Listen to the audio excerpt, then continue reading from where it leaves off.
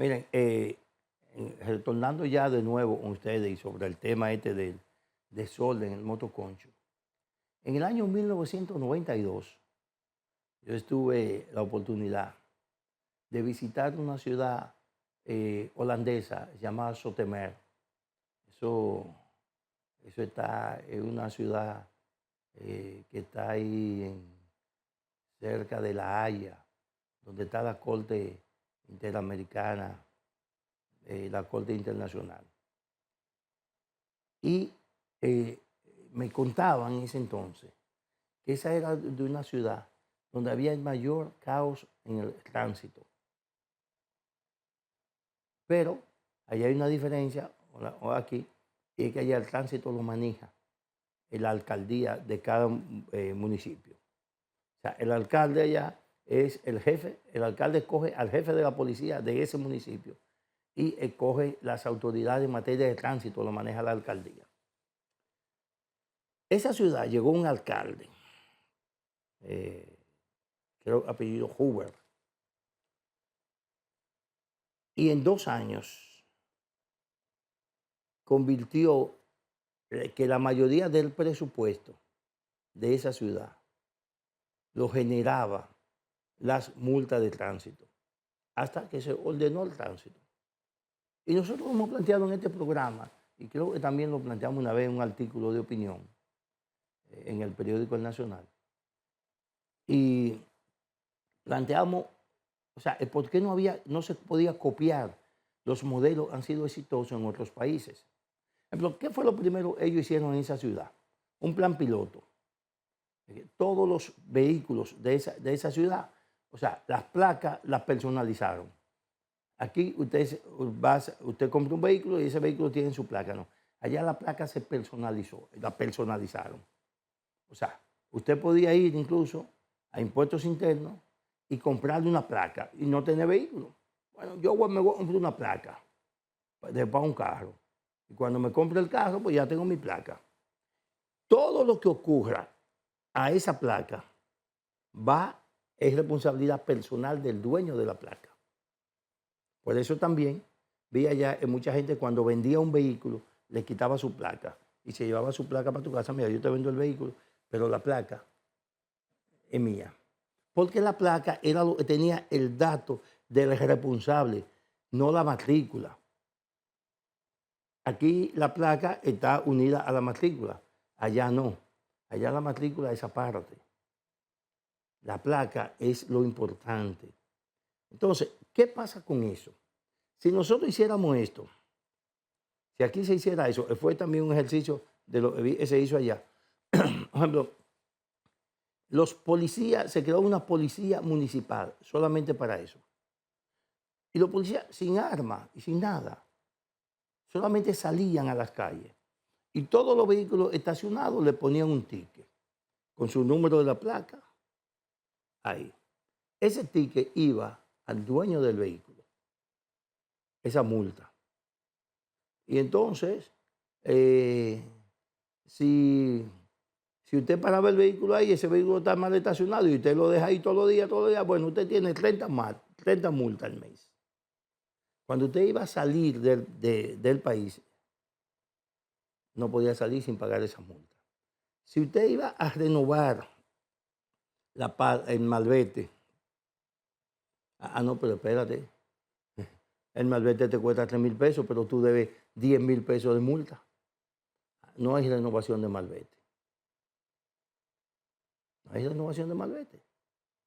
Si te agarran en una revisión, en un chequeo, en cualquier esquina, y el policía entra a la computadora de tránsito y mete esa placa y ve que tú debes 10.000 pesos de multa, entonces te llevan preso.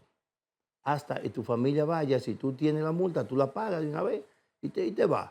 Si no, hay que llamar a alguien de tu familia que vaya y pague la multa, si no a usted no lo sueltan. ¿En qué se convirtió, señores, esa gran ciudad?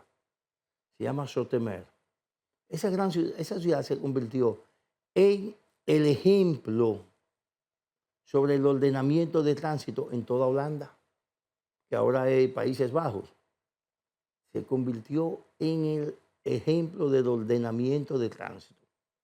Una ciudad, un país que tiene 37.000 kilómetros cuadrados, nosotros tenemos 48.000, o sea, ellos tienen 10.000, 12.000 kilómetros menos que nosotros, por lo tanto tienen menos carreteras. Pero en ese entonces ellos tenían 10 millones, 20 millones de habitantes y 10 millones de automóviles. Y no había tapón. Por ejemplo, yo pude ver, no había tapón en Holanda, no se formaban colas. Porque una de las cosas que hace formar las colas es el incumplimiento de las normativas. Eso hace formar las colas. Y usted lo nota. Usted va aquí a una avenida y hay una línea, y el semáforo está verde, pero hay un obstáculo, o sea, porque usted sabe, está verde, pero usted no puede pasar, porque hay vehículos que están obstruyendo el tránsito, entonces usted se para, pero aquí no siguen, se paran en el medio, cuando el semáforo cambia hacia el otro lado, el otro vehículo tampoco puede pasar, porque usted está en el medio. Entonces, eso es una obstrucción de tránsito y eso lleva a una multa, y eso aquí, aunque la ley lo dice, los agentes de AME no lo toman en cuenta. O sea, si eso no se hiciera, si la gente respetara y se detuviera detrás de la línea blanca, aunque el semáforo esté verde o rojo, si hay obstáculos delante, usted no puede cruzar, aunque el semáforo esté verde, usted debe detenerse ahí. Si eso ocurriera, cuando el semáforo cambia, el tránsito fluyera en la otra dirección y nunca tendríamos tapones. Y entonces también así nos evitaríamos que todas esas guaguas voladoras y vainas que andan sin luces, que andan como gajón del diablo en la calle, que se suben por las aceras. Entonces, solamente la gente tendría que tomar la placa y le pone una multa. Y ya. Y no tiene que discutir con el chofer, no tiene que llevarlo preso, no tiene nada. ¿Por qué? Porque la responsabilidad es de la empresa que tiene ese vehículo. Entonces las empresas deben regular y educar a sus conductores. Y si usted no cumple una norma, entonces usted sabe que la empresa lo va a votar.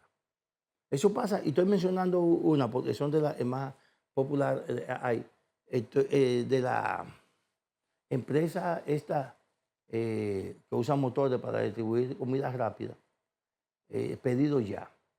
Eso andan como locos en la calle. Entonces, si las placas de esos vehículos, de esas motocicletas, estuvieran a nombre de la empresa, todas esas multas fueran a la empresa. Entonces la empresa se preocupara porque sus motociclistas cumplieran con las normativas de tránsito.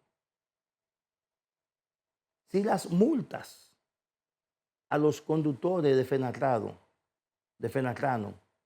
o de Fenatrano también, que son los motores, los camiones, si las multas se le mandaran al propietario del vehículo a través del número de la placa, el propietario se preocupara por tener choferes responsables, porque sabe entonces, él es responsable de eso. Y eso es una normativa que la emplearon en esa ciudad como un plan piloto y que luego se ha ido extendiendo. Incluso hay ciudades ya en Estados Unidos que a la placa, que es la placa que buscan. A esa placa, ¿el nombre de quién está buscando? Ok.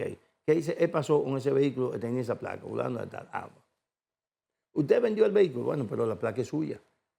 El que compre un vehículo, usted tiene que decirle que compre su placa. En Estados Unidos también, usted tiene un vehículo dañado y quiere dejarlo abandonado, usted lo deja abandonado en cualquier sitio, le quita su placa y las autoridades se lo llevan y lo pican, lo convierten en varilla o lo que sea, y ya. Y usted se lleva su placa. Entonces, aquí debiéramos implementar un plan piloto en ese sentido. Que las placas sean responsabilidad del propietario del vehículo. La placa sean personalizar la placa. Y usted verá que no solamente las recaudaciones en materia de tránsito van a aumentar, sino que la gente se va a ver obligado a pagarla. Porque eso también vi ahí en AME, como en la DGC, como un logro, que anunciaron que habían colocado 800,000 contravenciones o fiscalizaciones, como ellos le llaman ahora. ¿Y qué? ¿Cuántas cobraron de esas 800,000? ¿20,000, 40,000, 60,000? No creo que llegaran a 100,000. Entonces, no vale la pena fiscalizar, poner contravenciones, usar agentes, gastar papel, gastar todo un proceso, todo un protocolo, que cuesta dinero, cuando usted no va a cobrar esas multas. Porque no hay un mecanismo de cobro. Aquí el único mecanismo de cobro es cuando usted va a renovar la licencia. El único. Pero los motociclistas no tienen licencia. Entonces, ¿qué? ¿Cómo usted le va a cobrar? Cuando vayan a renovar, ¿qué? Muchos de esos conductores de autobuses, de minibuses, que andan, le denominamos las voladoras, lo están haciendo con licencias vencidas. Por eso, porque deben muchas multas, no las renuevan. No voy a renovar la licencia. Y ya, y no la renovan y andan ahí, como vuelto loco. ¿Eh? Como el día pasado, y esto es una anécdota, me encuentro un haitiano protestando, estaba manejando una guaguita de esa que llaman platanera, venía cargada de mangos, y lo atrapan, lo mandan a parar en la San Martín, y el tipo se está quejando, y una de sus quejas es que él tenía 22 años manejando sin licencia y que nunca se lo habían pedido, y que ahora lo están presionando, el policía lo estaba presionando porque no tenía licencia. Y oye, ¿qué logro? O sea, yo tengo 22 años en este país manejando sin licencia, y la primera vez que me la piden. Cuando ven a ver no tenía ni papeles. Y tenía 22 años en la calle conduciendo un vehículo. Conduciendo un vehículo. Que un vehículo para un conductor sin licencia es una herramienta criminal.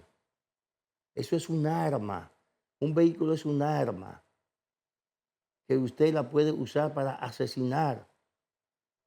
Y si usted no tiene licencia, pudiera hacerlo para asesinar involuntariamente a alguien, pero lo mató. Porque el que no tiene licencia es porque no ha demostrado ante las autoridades tener la capacidad suficiente para conducir un vehículo de motor. Pero bien, dejemos ese tema de tarea a la gente del Intran, que eso no sirve para nada. El Intran como institución no sirve para nada. No me estoy refiriendo a los empleados ni a los funcionarios. Hablo de la institución. El Intran como institución no sirve para nada. Pero que se queden como tarea con esta sugerencia de este programa Coloquio Cultural. Otro tema, señores, interesante, y es que el Congreso aprobó el jueves en la noche, lo que se llama la ley del proyecto del plan de anticrisis. Y yo comentaba en el periódico con los muchachos, mire, eso lo van a aprobar rapidísimo, porque como estaba proyectado la firma para hoy del acuerdo entre Estados Unidos e Irán para poner fin a la guerra, había que aprobarlo antes. Porque después que se aprobara ese acuerdo, mucha gente iba a decir, bueno, pero ya no es necesario. Ya terminó la guerra. O terminó la guerra, no terminó la crisis. Porque me decían algunos economistas, un ejemplo, que en materia de recursos que tenía, un ejemplo, República Dominicana para amortizar, para subsidiar lo que es el sector eléctrico y una parte de los combustibles, se había agotado ya en los primeros 6 meses. O sea, el presupuesto que había para el año entero, en los primeros 6 meses, estaba ya agotado. O sea, en este mes de junio se agotaba ese presupuesto. Por suerte, al aprobar esta ley, los precios de los combustibles quedan congelados durante un periodo de 90 días, esos son 3 meses, pero son precios, están fijados a un precio fijado acorde al valor del petróleo en el mercado internacional, que en ese momento era de 95, 95 dólares el barril de petróleo. Pero vamos a ampliar un poco más sobre este tema después de esta pausa comercial.